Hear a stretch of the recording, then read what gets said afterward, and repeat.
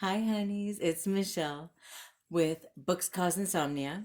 I'm here to do my June wrap up. June was a long month for me. I I read 11 books. 11 books. And I had a really good month. I did do my very first readathon, which exhausted me, and I'm still on the fence about doing another one again. As you know, if you've seen those videos, I do have some parameters that I'm going to go by if I do another readathon in the future. I was wrong. I read 12 books. It's on a roll. I read Shakespeare's Trollop, except it was all audiobook. I don't have a physical copy of it, and until I find one, unfortunately, that was my only option. But I'm really getting into the Lily Bard series. I'm loving Charlaine Harris and her writing. And you know when you get in like really into a series, you just have to keep going. You can't wait. You can't wait for a book to show up in a used bookstore. Are we insane? No, that's not going to happen. Thank God I found it on Scribd and I was able to listen to it. I gave it 5 stars. It was just so good. And this book, Deidre Dean, one of the local residents that you will be familiar with if you read this series, gets murdered. And Lily decides to try to find out who did it. And I guess that's one thing I really like about these books is she doesn't think of herself as a sleuth. I don't think. She just kind of out of her own curiosity or maybe to try to clear her name or someone else's, she tries to get to the bottom of it. But she doesn't think she's smarter than the cops. She doesn't think the cops need her. And I really like that because a lot of these cozy mysteries, the main character thinks, "Oh, I'm better than the cops," and like I'm just going to solve this for them, and and the cops are like irritated with him the whole time, and it doesn't feel like that. It feels a little bit more natural. It does make sense that she ends up. I think if I read, because I was kind of trying to find out if there was any more about her after the whole series is over, and it turns out, no, there's really not. But there is a reference to her in the True Blood series. Just one reference, her and her significant other, her boyfriend. And then I think there was one other instance where they came up in something, and it turns out the two of them end up being a private investigator team together in the future, which makes sense. I love that she's just a curious cat who wanders upon all these mysteries to solve. I can see why she's somewhat drawn to trying to solve crimes. I too am like that. I love watching unsolved mysteries, or there's another one that's like called Still Unsolved or something. I love watching that kind of stuff, or finding out later, years later, when they did solve it, who did it, that kind of thing. I wasn't sure who did it in this book until the end. I had it down to 3 different people, but I like the way she kind of keeps me guessing more than a lot of authors do. Shakespeare's Counselor, and this is the final book in the series, which broke my heart.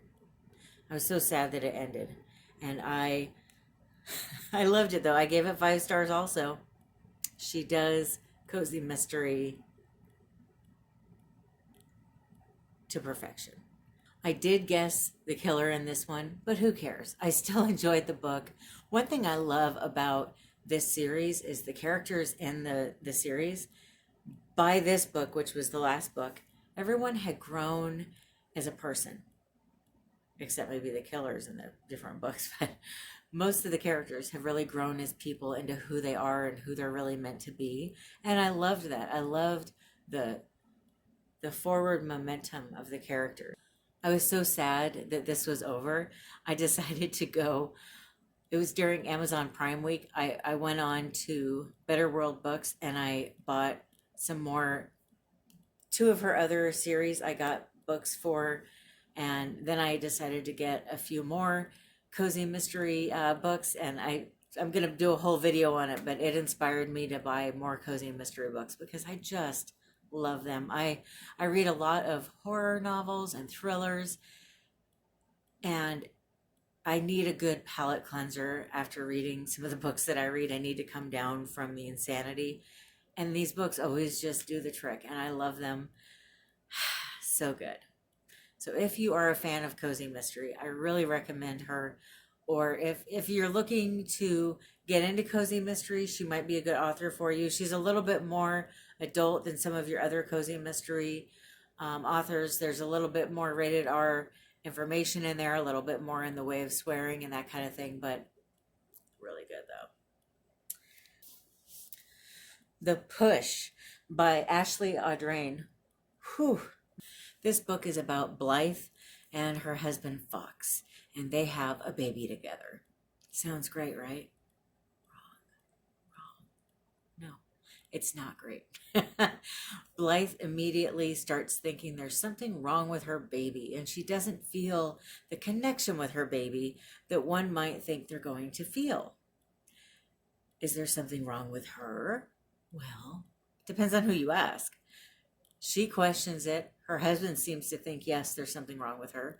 Everyone else around that knows about everything thinks there's something wrong with her. But I, as the reader, kept thinking, what if it's not her, though? What if there's really something wrong with this kid? Like, what if you had Ted Bundy for a kid? Like, don't you think you'd probably feel like there was something wrong with your kid right from the get-go? It's a scary thought, right?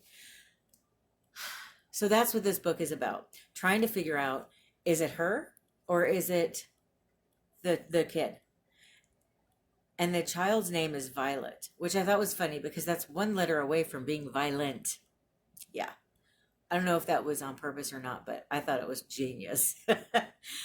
She ends up having another kid with her husband. And this child, the sun rises and sets where he is. He's a beautiful, perfect child. And she thinks he is just amazing. But then something else happens that makes her, you just have to read it. I don't want to say anything else. You just have to read it. I don't want to say anything else. I don't want to give it away. This book is really upsetting and nauseating. I couldn't stop reading it though. But I started questioning my sanity a little bit too when I was reading it. Like, wait, did I read that right? Did I understand that right? Was I wrong? No. I couldn't be right about that though, because then it would mean this. No. Okay, I gotta be wrong. It's just me. I did that a lot. So what would you do if you were, let's just hypothetically say that you thought your child was Ted Bundy or that Eileen lady that was in that movie Monster? Okay. If that was your child, if you thought that was your child, what would you do? Because you know people wouldn't believe you. People would think that you were just being a bad mom or dad, depending on, you know, who you are watching. But people would think you were a bad parent. She has a husband who seems kind of worthless in a lot of ways to me. He's not a good team player. Let's just put it that way. And he always sticks up for the daughter and not her, which it seems like that's how it would be though, right? There's so many parents. Sorry if this is one of you. Nothing personal, but there's a lot of parents that seem to be deeply in denial about their children. My child walks on water and can do no wrong. And even if there's a bunch of red flags, I'm just going to ignore them because my child's perfect. And it's like, okay, no, your child's human. They're not perfect. But what would you do in this situation? I mean, it's a horrifying, terrifying thought, right? It's very thought compelling, but it's also the book, but it's also very dark and honest. There's some twists and turns in there I wasn't expecting. All the way up until the end, I was shocked. The last chapter of the book, I literally think I felt my heart flip over. It's a good book. It's really good. You have to read it. If you like horror novels, read it. If you don't like to get scared, maybe don't read it because it's terrifying. I'm not going to lie, it is a scary book. Just because it's something that could literally happen to anyone who's a parent. 5 out of 5 stars on this one too. Don't worry, I didn't give all the books I read this month a 5-star rating, but it's so good though. How do you not?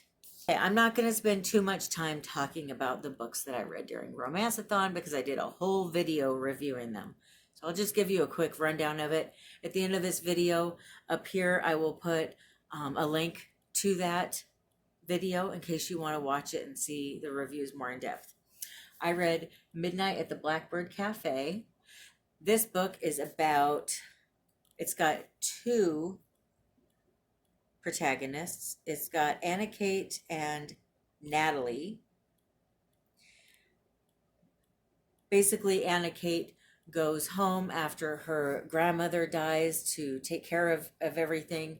She ends up being told that she's got to run her cafe for, I think it was a month or two before she can even have a chance at deciding if she wants to keep it or sell it or do whatever with it. And so she settles in to go through a couple of months in this town, and she learns a lot about her grandmother and herself. It's a very heartwarming book. There wasn't a lot of romance in it though. I'm not sure why it was on the list of books to read for Romanceathon. But I'm, actually after being done with Romanceathon, I'm happy that this was on the list because it turns out I'm really not that much of a romance person. And this is more of a magical realism meets Southern charm kind of book. But I really enjoyed it. I gave it 4 out of 5 stars though because there were a few things that I didn't care for it as far as loose ends and kind of leaving everything up in the air. Although one of you did tell me that there's a sequel to this, which I didn't know. So maybe that's why it was so up in the air at the end. So I'm going to have to look for the sequel and read that too and get back to you. But I feel like if you like Karen White, this lady here, you will like this. It kind of has a practical magic feel to it, but not. There's not witchcraft in it, but it's just kind of mystical and magical, and you'll get it if you read it, but I do recommend it. I think it's fun. It's just a fun, laid back kind of book to read, and I think it would be really good in the summer or the fall to read. Then I read The Wedding Date by Jasmine Guillory. This is about a lady named Alexa who meets a guy named Drew on an elevator. The power goes out. They get kind of stuck with each other for a little bit. She ends up agreeing with him to go on a date to a wedding. He's a groomsman in the wedding of his ex-girlfriend, who's now marrying one of his friends. I don't know, but they go to the wedding together. Romance ensues. I loved it. It kind of reminded me, of The Unhoneymooners. If you liked that book, read this one. This is actually the first book in a 5-book series.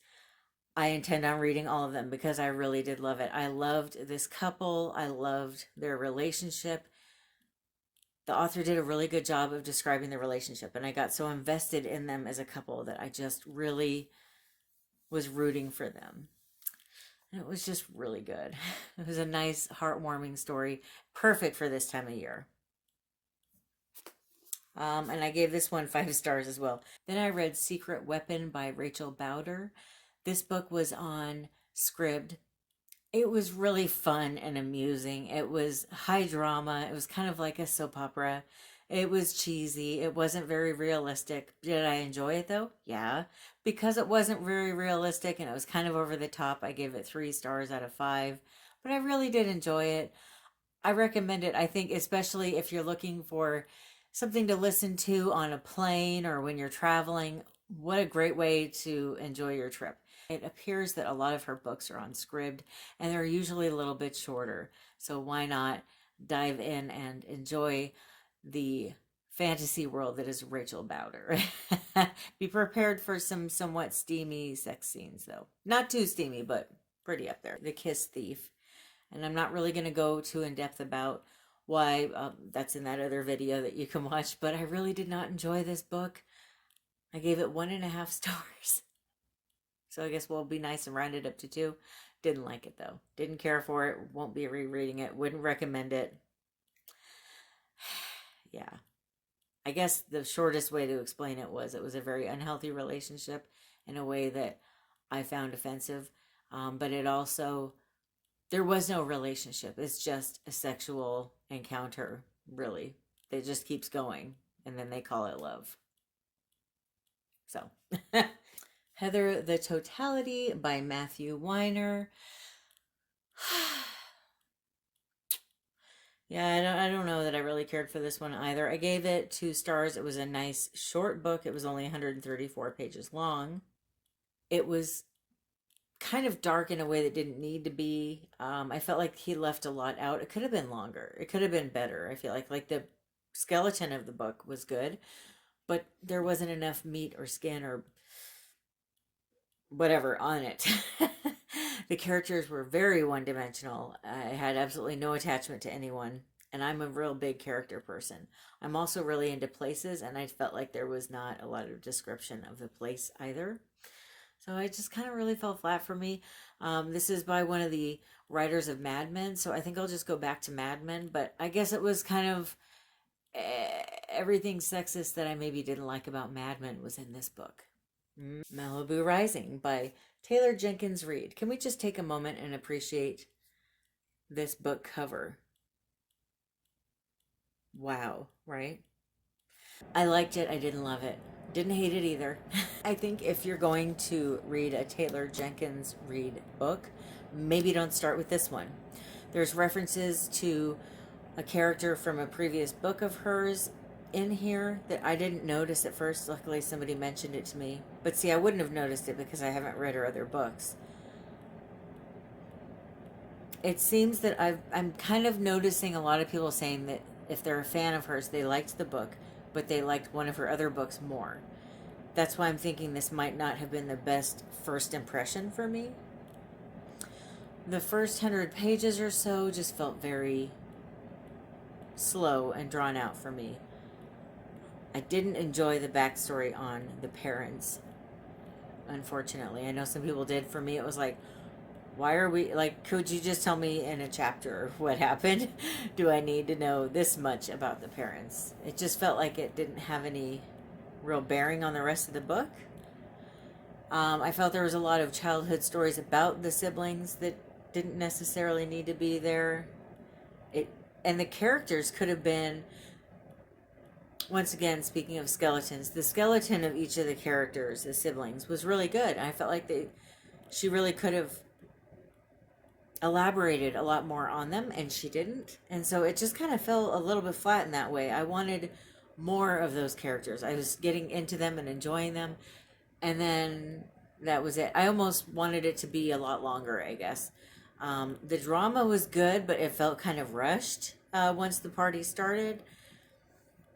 And now I did hear this is going to be made into a TV show, so hopefully they'll get a lot more in depth about the characters on that show. It did have a bit of a soap opera dynasty, Knots Landing kind of feeling to it, so I could definitely see this as a TV show. One other critique I might have, she did talk a lot about surfing, but I wanted to hear more about the ocean and the beach and the smell of the ocean and the seagulls and the, like I really wanted more beach, and it left me craving beach reads. So it definitely got me in a summer mood. And I recommend this if you're trying to get into the summer mood, or if you're going to be traveling, you're looking for a beach read. This is perfect for that. But if you're as snobby as I am and you have certain things you want books to have, this might fall a little short for you like it did for me. I'm not saying you wouldn't enjoy it though, because I still liked it. It's just, and I'm also not as much of a women's contemporary fiction reader. So that might be part of why it was like, it's okay. If it was a horror novel or a thriller novel or a cozy mystery, I probably would have been giving it 5 stars. But so just take my thoughts on that book with a grain of salt, since it's not really my forte. Speaking of books that aren't my forte, here we go again. When I was doing the romance-a-thon, I could not finish this book I'm about to tell you about. And I thought, well, I think I'm just getting romanced out, so I'm going to take a break. I finished Heather the Totality and Malibu Rising, and then I came back to it, and I still just couldn't get into it. It's just not my flavor, okay? It's just not my thing. And I'm probably going to offend some people with this, because there's some people who think this book and this series are the bee's knees, but I just don't agree. I'm not going to lie to you. I got to be honest. Get a Life, Chloe Brown. Just wasn't my thing. I think my idea of romance is different than what society says it is right now. So a lot of books that to me are considered romance are just sexual encounters with a few conversations in between. I found the romance part of it to be too steamy And it's just too much for me. It's just not my thing. It was very uncomfortable for me. I'm just being honest. That's just, I like to use my imagination. I don't want to be told exactly what somebody's doing with their what and to the other person's what and where. And so for me, it was just too much information. So I did end up DNFing it at page 150. Because I DNF'd it, I'm not going to rate it. I don't think it's fair to give a rating to a book I didn't finish. Because maybe the second half was so much better. I don't know. I keep talking about The Winter Sister and how much I loved that book, which is also written by Megan Collins. I decided to go ahead and give this a try. It just came out in paperback. I got it during the Amazon Prime sale, which was awesome. And once again, Megan Collins did not disappoint me. She's definitely one of my new favorite authors. And she has this way of writing a thriller that kind of gets a little bit deeper into my psyche and scares me a little bit more because it hits me on a psychological level. She's really good at writing about people that have past trauma, people that have anxiety, what that feels like, and how it can really affect a person, how manipulated people can be, how much we can forget or distort what really happened, how much we can see what we want to see with people or things going on in our lives. And it's just amazing to me the way that she does it, the way that she writes this, and it's in such a beautiful way. Her characters are phenomenal. I love her characters. Even the ones I don't like, I want to like. She just makes them human. And she has this way of describing things that just draws me in. I was drawn into this book in the first chapter. I was thinking about it constantly when I wasn't reading it. I love the way she describes things. She doesn't over describe them. But she just has this way of explaining relationships and getting me invested in relationships that a lot of authors don't. Just talking about how relationships feel to a character. She's really good at describing, though, the feel of a place, the feel of a relationship.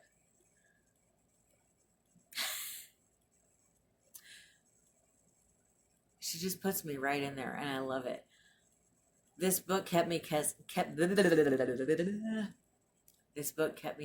all the way until the end. I kept thinking that I knew who it was. I had a few different options. And one of them was right, but there was still another twist at the end that just shocked me. And she does this too. She did it to me in the other book too. She's just so good. I really love her books. I definitely am giving this book 5 stars as well. She's got another book coming out called The Family Plot. It's coming out on the 17th of August. I highly recommend that you run out and get it. I will be. I'm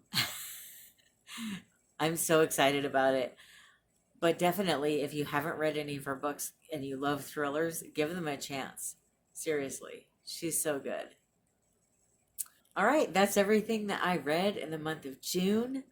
If you've read any of these books, let me know which ones you read and what you thought about them.